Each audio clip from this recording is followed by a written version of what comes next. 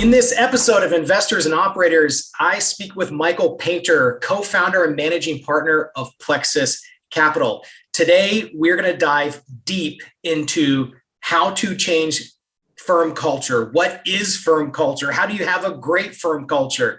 So, Michael, before we dive into that, let's first get the overview of Plexus Capital.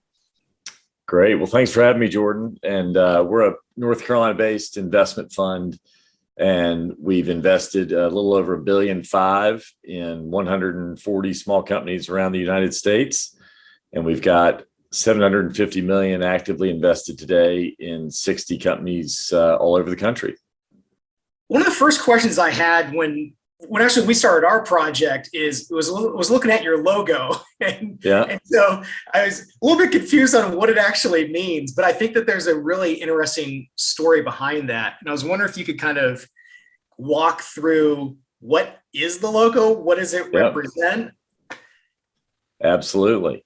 So our logo is a Celtic knot. And the cool part about a Celtic knot is whenever you stress it or pull it, from any side, the knot gets stronger. And that really for us just represents really both professionally and personally kind of the journey we all go through, where you've got good times, you've got difficult times, challenges, rewarding times, and making sure that you stick together and get stronger through all those things. And so that's really what it represents to us is sticking with it, going through the hard stuff and getting better through all the experiences of work and life. So it sounds like there might be a story or two behind this. Are there particular instances in the firm's history when you felt like our values are really being tested, or you're like when that knot is being pulled? Right. Yeah, for sure. So when we started out, we had 5 partners, and we closed our first fund in 2005. The first 2 years felt really easy. We were putting money out, companies were performing well. And then the Great Recession hit. And that was really the first time that our partnership and our relationships had been tested. And one of our partners at the time, Kel Lands, brought in an outside coach, and we went to an offsite for a day and a half. And one of the first things she asked us was, okay, well, what do you all do on Monday mornings when you come in? And we said, well, we sit down and we go through every company that has called us in the last week and said, sales are off 20%. And we just get into the portfolio because we got to, fix the portfolio and get through this Great Recession. And she said, all right, let's start here. She said, you all have got to start connecting personally before you get into the hard business stuff, because until you know that you all really genuinely care about each other personally, you're not going to be as productive in how you deal with the hard stuff. And so that was something we started 15 years ago, and we do it every Monday morning now with the entire team, where we do personal check-ins for about 30 seconds each, so that we all get connected personally before we get into the hard work of doing what we do every day. What are some of your personal check-ins? Like this Monday, yesterday, what was your personal check-in? What was it last week? Let's give the audience some ideas. Yeah. So it could be this Monday, Chris Antonello, actually Lisa Dunning had the check-in this Monday, and it was, what was your favorite part about our offsite that we did with the whole team and spouses in Pinehurst Friday night and Saturday? And so that was an easy one for me. Chris Antonello put together the greatest video you've ever seen, mocking all of the partners, and he pretty much nailed all 5 of us. So that was pretty entertaining. And then 2 weeks ago, I had the check-in question, and I sent out a list of kind of adjectives to the team and had everybody go around and say what they believe to be true about themselves. And so that was really powerful, just to see everybody, one by one, go around and talk about what they thought their strengths were. And I love that. It makes me think about also one of the things we changed on our Monday meetings is to start the first 10 minutes like wins from the weekend, whether it was a long run or seeing family or something, like to consciously start the week in a positive way. And it also helps kind of reframe, especially with like a 2-year-old and a 5-year-old, like, hey, how was your weekend? I don't know. I don't even remember it. It was in a blur, but it like forces us to start something in a positive way and to look at the week that happened as well as the week ahead with a good mindset. Yeah. Let's kind of, actually, is there another example of when the partnership or the team was challenged and, when you look at that knot, you're like, okay, once again, this is a moment when we come together. Yeah. So, there've been plenty. Specifically, I remember it was a quarter end and we had just finished listening to a public peer of ours announced that they had a big loss in that quarter. This was 2015 or 16, maybe it was a little later than that. But anyway, the time frame doesn't matter. They had just announced a big loss, surprise loss. And we have always talked to the team about the importance of really being direct with bad news early and owning it, and then committing to figuring out what happened and getting better so that we don't make the same mistake twice. And it's always easy to talk about that commitment. And right after 2 days after we listened to this call of our public peer, we got an out of the blue call from one of our portfolio companies, and we had to take a meaningful loss on that. And we really didn't know exactly what had happened because it was very new, fresh news. And we had our advisory board meetings 2 days later. And so it was a real time example where we had to sit down with the team and say, this is where the rubber meets the road. Like, this is where we have to get on these calls and we take ownership of it. We say, we have taken a loss on this investment. We don't understand exactly what happened yet, but we will find out what happened. We will report back to you on it, and we will make sure that we, don't let something like this, at least hopefully don't make the same mistake again. So, I think we get these challenges, in life and business, and just making sure that we meet them head on and go through them, not around them, take ownership of the challenges. And again, that goes back to the Celtic knot of when you go through them and you take ownership of the challenges, I think that's when you can get stronger. How do you think about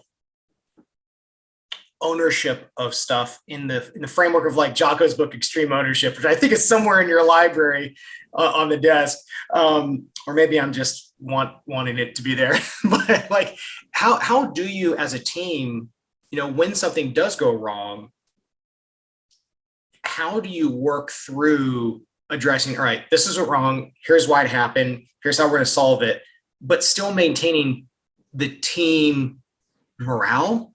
Right. Or is there just the team expectation now where the team truly like raise their hand, like, listen, this is my fault, I messed it up, here's how we're going to fix this? How have y'all how have you kind of worked through that?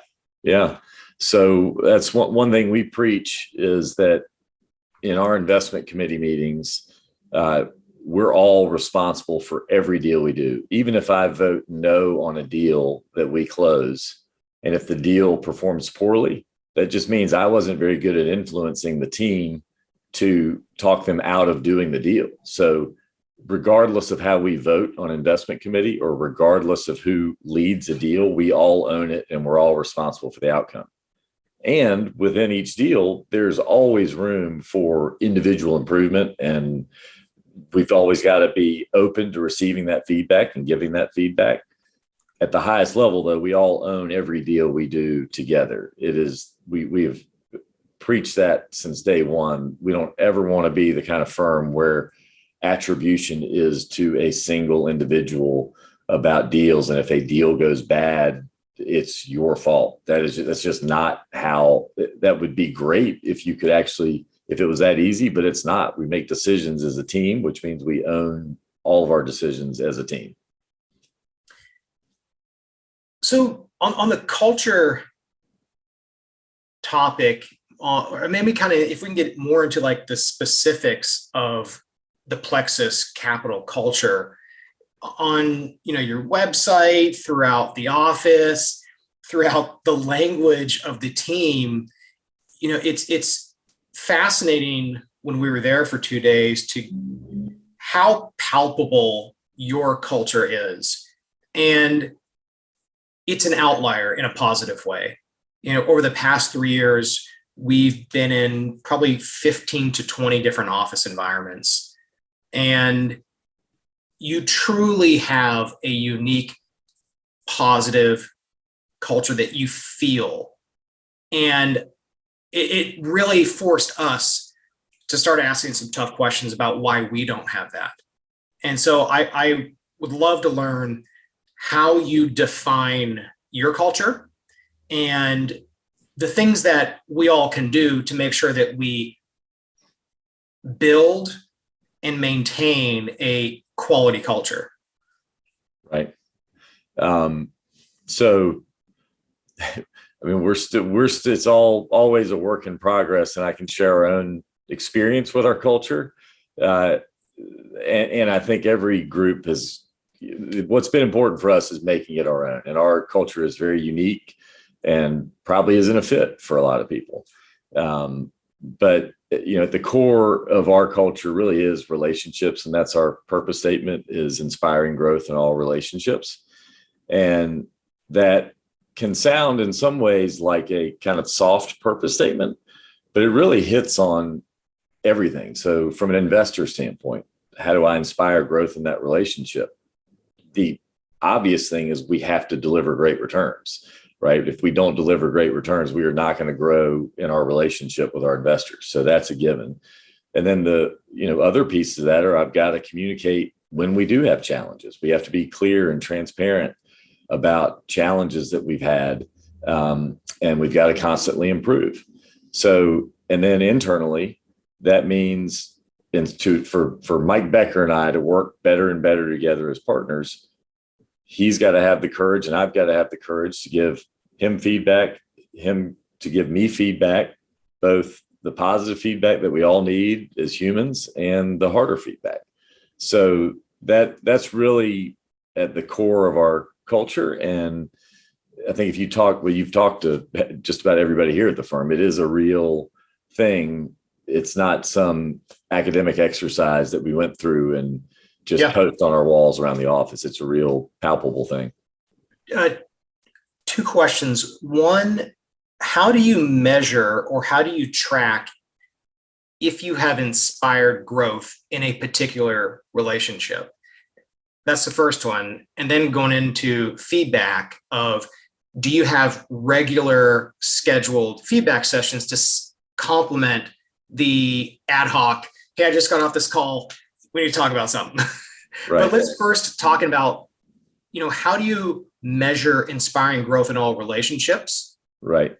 And the context that I'm asking this through is, when we did our 360s in January, I realized I was only talking about our company vision, and I didn't focus on the individual's vision for in their career. Right. You write down, hopefully we're the right company for the right stage of your career, but I don't actually know what your vision is. Right. Maybe they don't either. We just need to kind of go through that. But that was like a tangible, example that your, inspiring growth in all relationships made me think about. So how have you thought about it? Yeah. So it's interesting that you bring that up. That's actually something that we just rolled out this year in our kind of career conversations effort. The first part of that was to have everybody write down what their personal and professional goals were. And then following up with conversations about how does that align with Plexus's overall goals, and given kind of where you are in your career and where your current skill sets are, where are there gaps? Where do you line up well with what your goals are and what our needs are? And so that's been a really healthy process for us, and all the partners did it too. And we kind of shared our own kind of personal goals, which was actually a really powerful thing to do, because it's not often that, I step back and actually think about the bigger picture. It's, a lot of times you just get so stuck in the grind of the day to day that you don't take time to kind of think about what are my bigger goals here. So did you feel that, were you reluctant to ask the team, like, hey, tell me about your personal and professional goals? I'm like, I still hope it aligns with us. Yeah. No, I mean, I do think we've built, really good trust with the team. So, and I think, we would love it if everybody at Plexus could be with us, for the long run. And that's not going to be the reality, right? I mean, our needs aren't going to always line up with their needs and vice versa. And so we talk about it as we want to have this big coaching tree of Plexus people that either are here with us for the long run, or like Jenny Sharello, who was an absolute stud for us, got this incredible opportunity with Mass Mutual that she had to take. We were bummed, and it's kind of cool that we've got Jenny Sharello out there who really believes in our culture that's now at Mass Mutual. And we're still doing business with her, and we're still friends with her. We still stay in touch with her. And so I think it's, like if I'm working with you and, I'm reporting into you, if I know that you genuinely care about me personally, that means that you're going to care about me regardless of if I'm at 51 Labs or if I'm at Plexus. And so I think that's the approach we've tried to take with each other. And as a firm, it's our job to create an environment where people want to be and to create opportunity for them to grow personally and professionally. So long answer to the question. But. No, that's fabulous. And I think it's interesting because it creates almost like a sense of openness and transparency and trust on both sides. And we don't have to feel like we're hiding something from each side.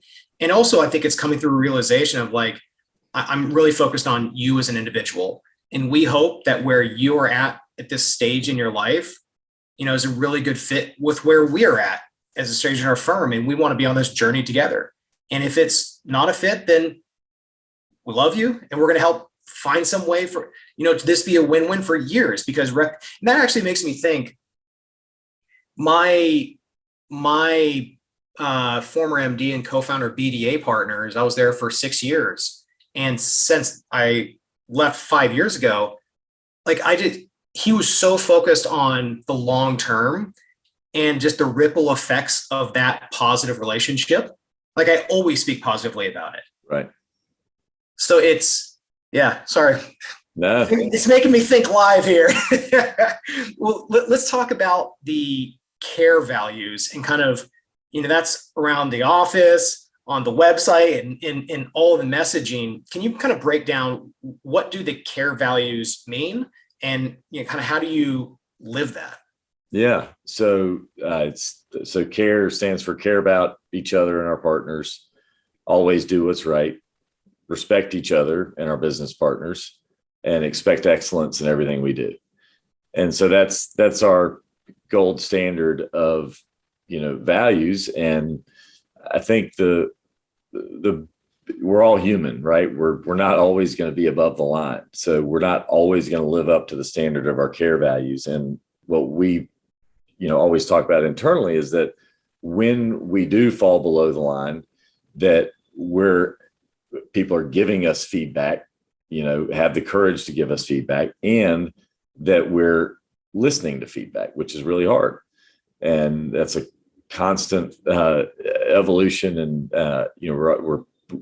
it's something I'm working on this year. Is like, one of my big goals for the year is I've got to do something to make myself more approachable to others, because I haven't been getting as much real-time feedback.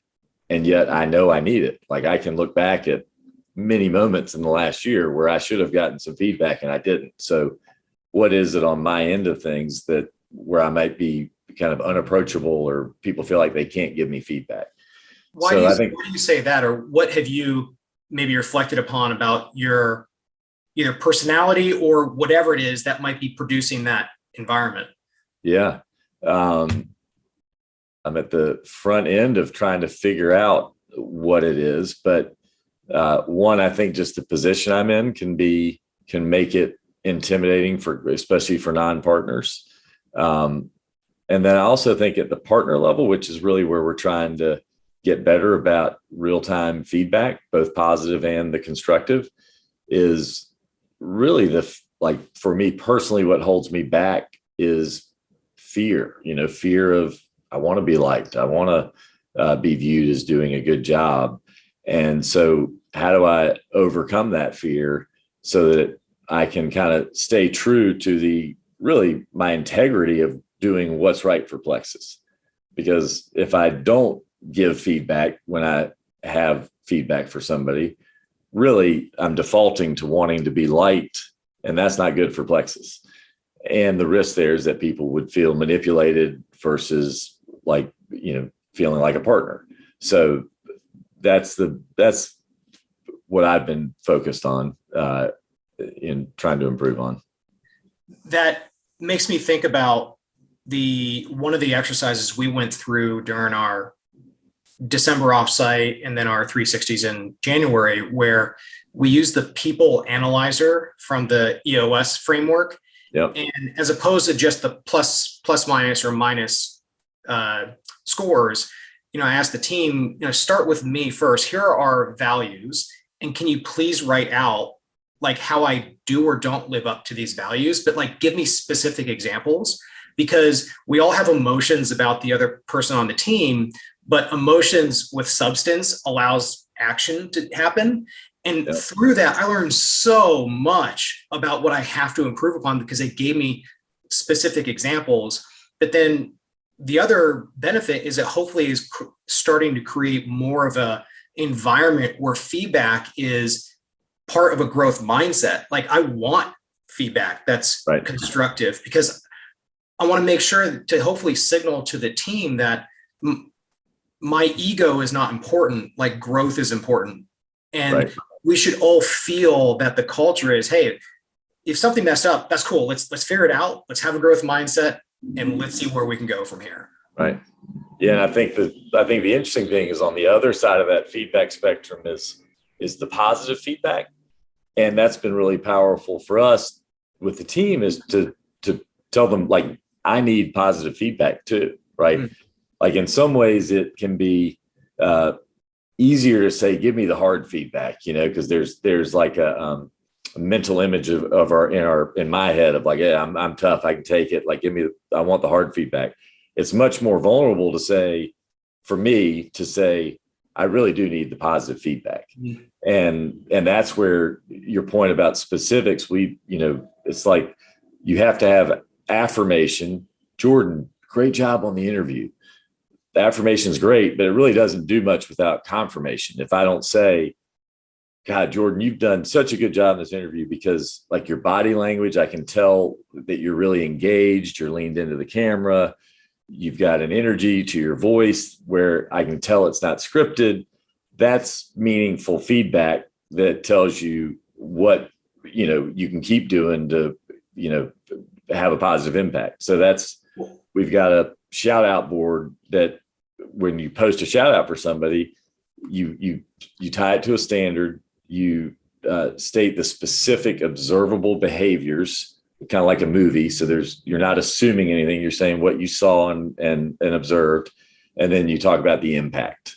So I think the positive feedback, at least for me, is more important than the constructive, right? And that reminds me of this book over my shoulder, Radical Candor by Kim Scott.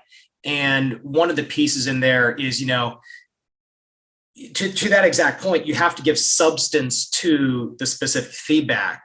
Otherwise, it just seems, insincere and also unthoughtful.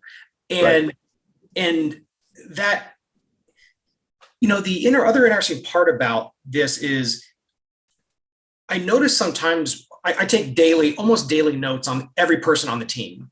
And what I noticed is a lot of my journal, some of the stuff was things that were going wrong, whether little or big. I was why am I doing that?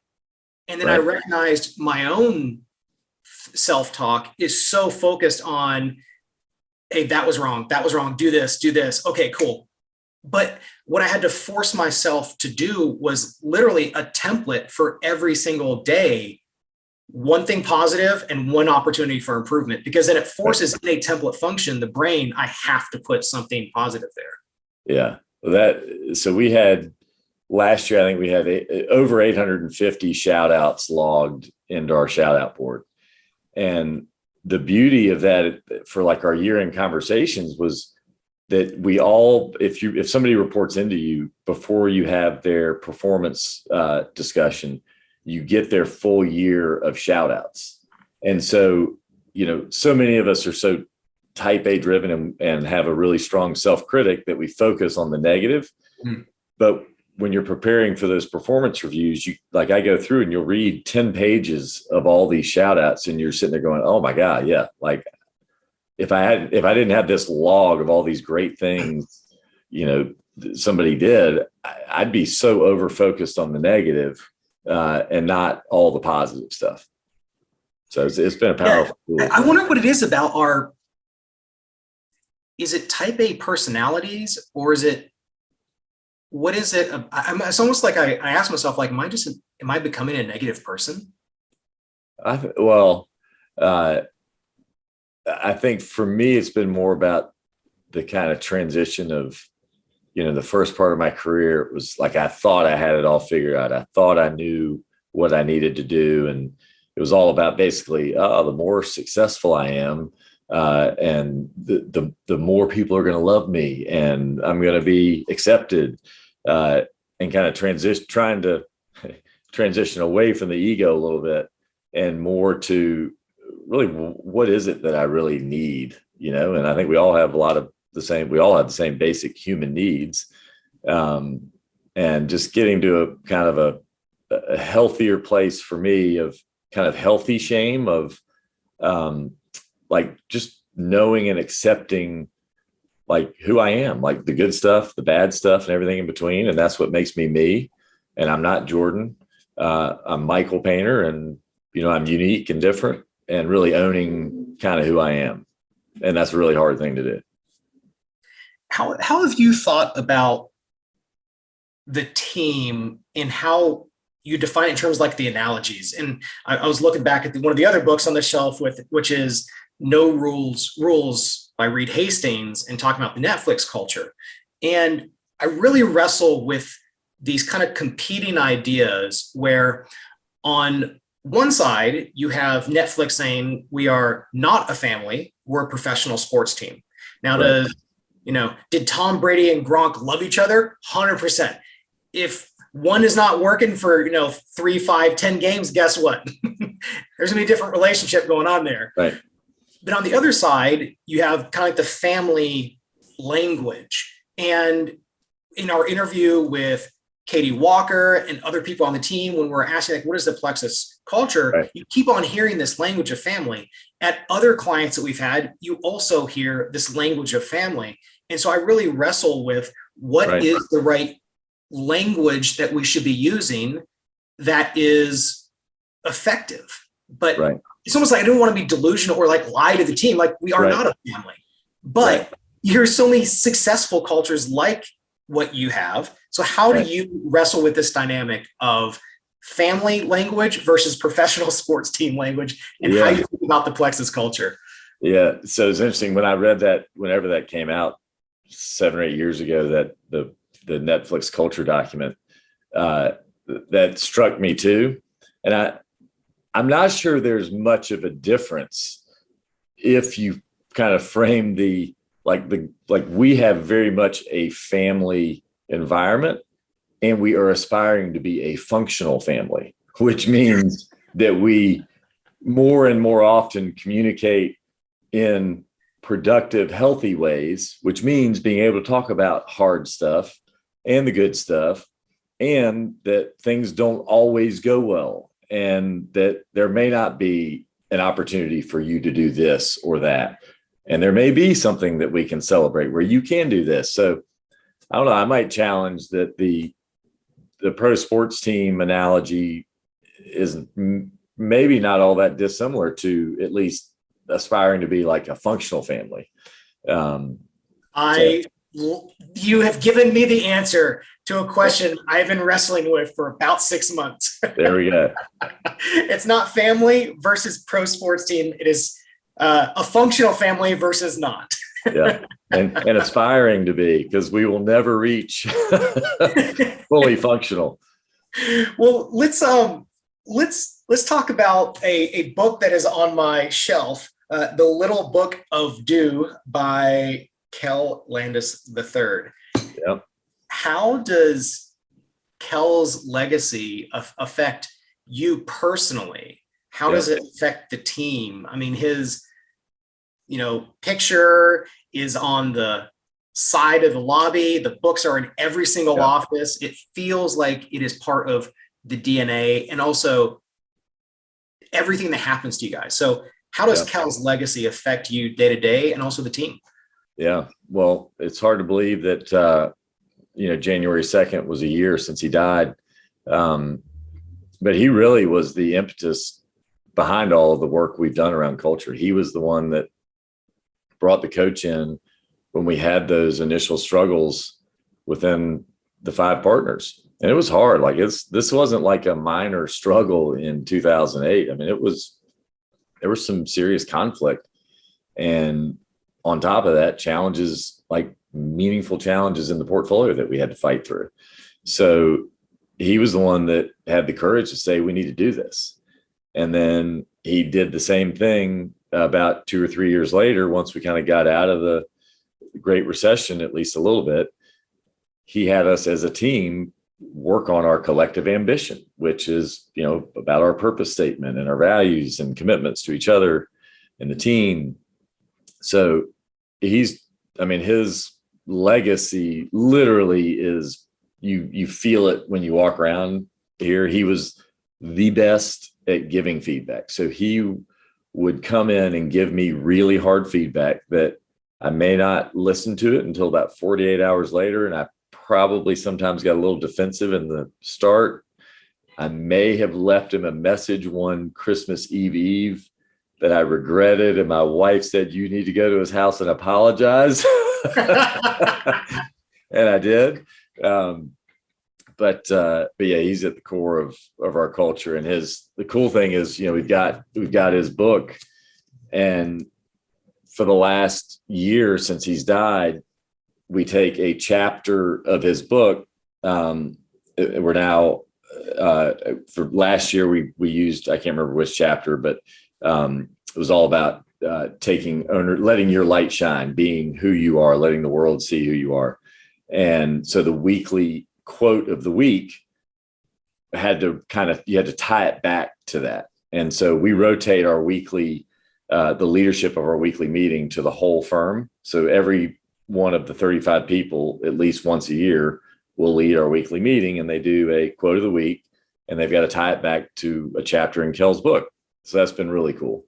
What are some chapters that really stick out for you, and kind of going through some of them, like chapter 1, do now, chapter 2, what to do, chapter 3, do for yourself, which I thought was interesting in where he ordered do for yourself as opposed to do for your community and just the structuring. And it was interesting because when he's talking about do for yourself or do be healthy, chapter 3 and 4, what he's really messaging is like, you can't do well for others unless you do well for yourself and you have that foundation. Right. Is what I got from it. Yeah. So the I think the chapters that resonated most with me are kind of the heeding the call to do, like really owning who you are and your unique gifts that you've got, which is a really hard thing to do. And then I loved the don't overdo it chapter, because that was just such a vulnerable thing for Kel to talk about, to just recognize that he has had a tendency sometimes to overdo, and that's not healthy either. So finding that balance Those are probably two of my favorite, but the favorite, we actually redid his book for him when he was sick, and we created the little book of being Kel Landis. And so I like both of these together because I think that's what made Kel really special. Really was not what he did. It was that he had the courage to really be himself. And Kel was a really unique, quirky, great, genuine, grounded human being. And he just was literally just uniquely himself. And he had the courage to do it. So that was his real gift to us. When did you reach the point in your journey of when you really felt that you could fully be yourself without? Can you call me back in a decade or so? and I guess I'm asking that because when I got to maybe the third or fourth year of our 5-year entrepreneurial journey, I just got really comfortable with, I'm just going to be who I am. And we're going to work for some people and we're not going to work for other people. And we don't need to work for everyone. And we just went back and we go through our client list and we're like, who do we really want to do more with from a culture perspective? Right. And who is like, know what they're fit for that time, but not a fit going forward. Right. And then, but that took that reflection of it's okay not to appeal to everyone. And that's one of my biggest weaknesses. My personality is I want to be liked, but right. That reflection of I don't need to be liked by everyone. Right. Yeah, it's a hard thing. I've actually for the first time in my life, for the past year, so I've been journaling. So that has been very helpful for me to start kind of peeling back the onion so that I can get closer to really getting more and more comfortable with kind of who am I really? What are my goals and what am I all about? And so it's evolved. How have you thought about that makes me think about balance and how do you integrate and balance the different parts of your life? So in Kel's book in here, he's talking about exercise and health. And that made me think that, exercise is just part of who we are every single day.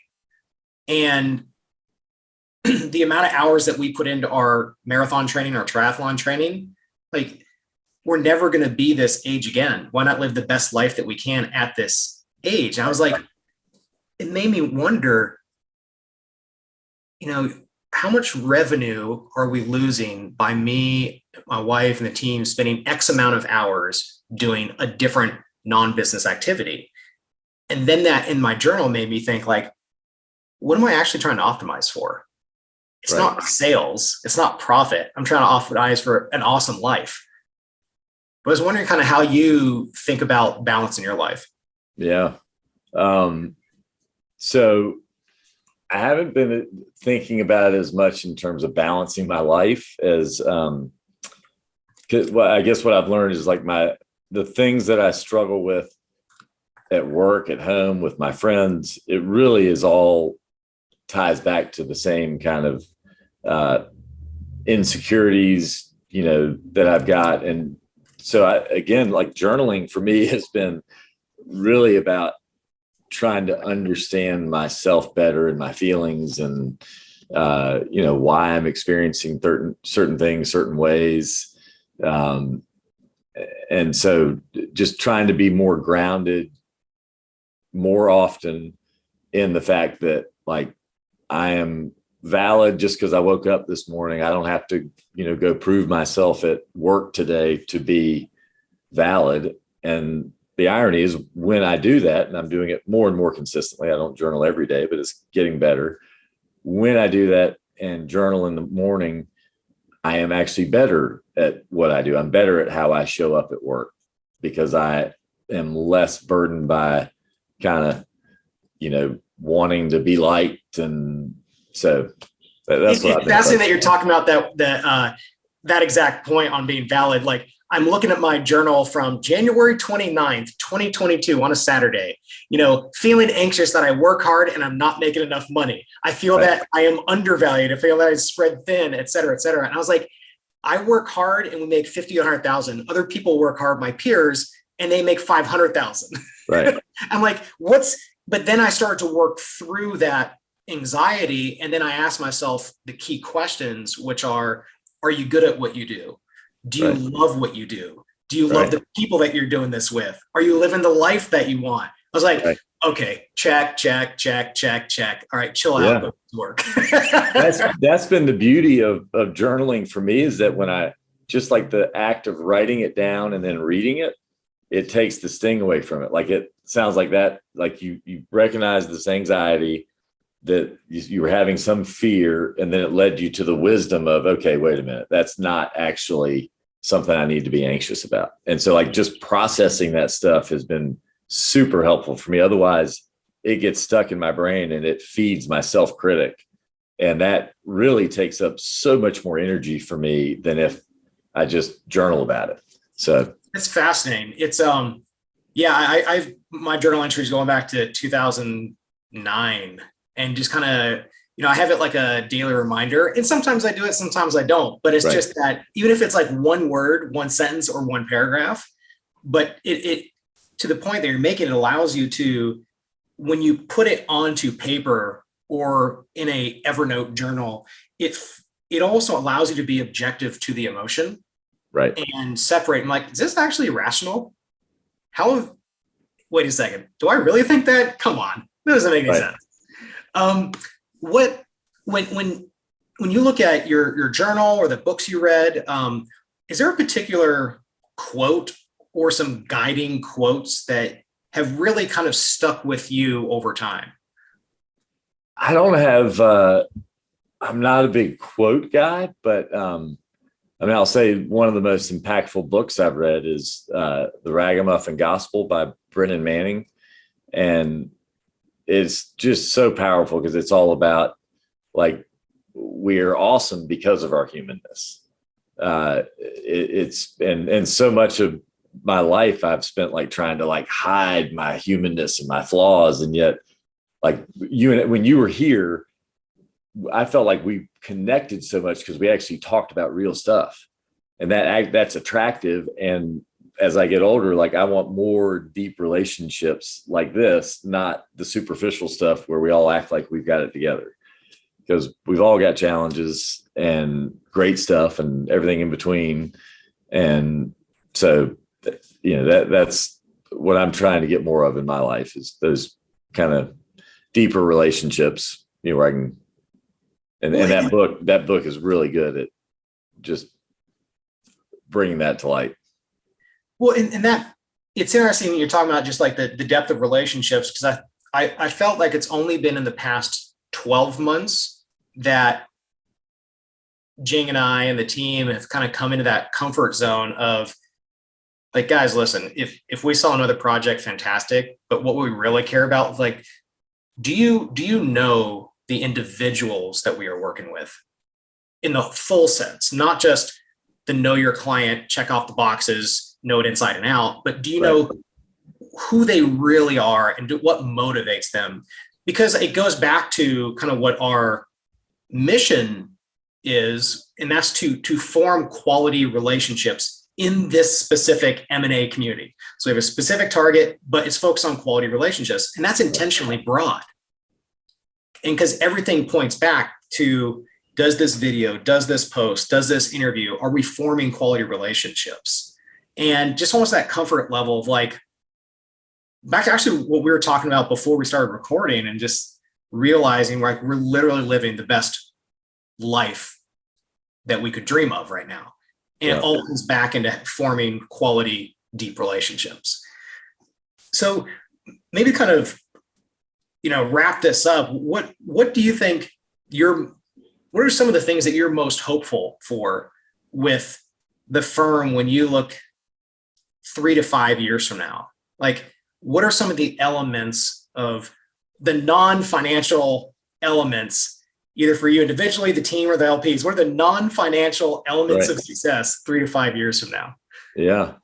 I think the most exciting part is like we've never had the quality and depth of team that we have right now. And we've got a lot of growth coming and some really cool opportunities for team members to step into, bigger leadership roles. And so I think that's going to be the fun part, is just watching how people continue to grow into their different roles and take on more responsibility and help us scale.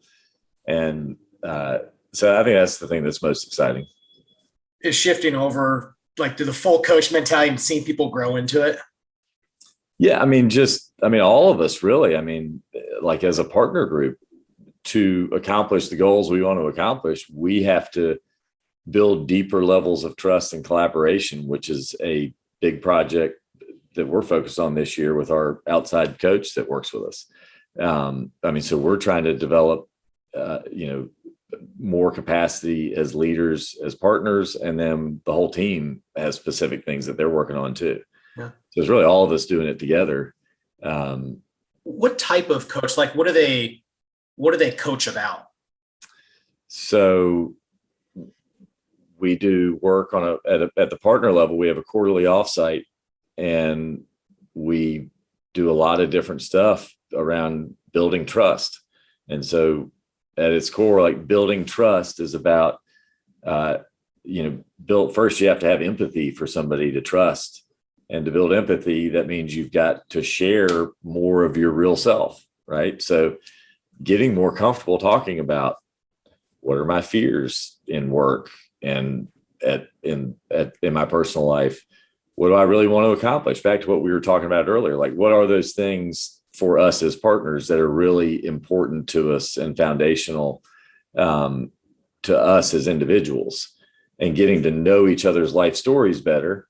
And then you build empathy, which then builds trust. So those are the kinds of things that we're working on. So Julia Curtis is who we work with. And it's not always comfortable. And most of the time it's not comfortable. And every time we leave one of those offsites, we all feel much more connected and ready to, get a lot more done together.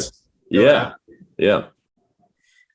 We have covered a fair amount of ground in this episode today. We have. All right. Any parting thoughts for the audience here? I've got no parting thoughts, but other than I really enjoyed the time, and I love that we went totally off script and it just turned into a great conversation.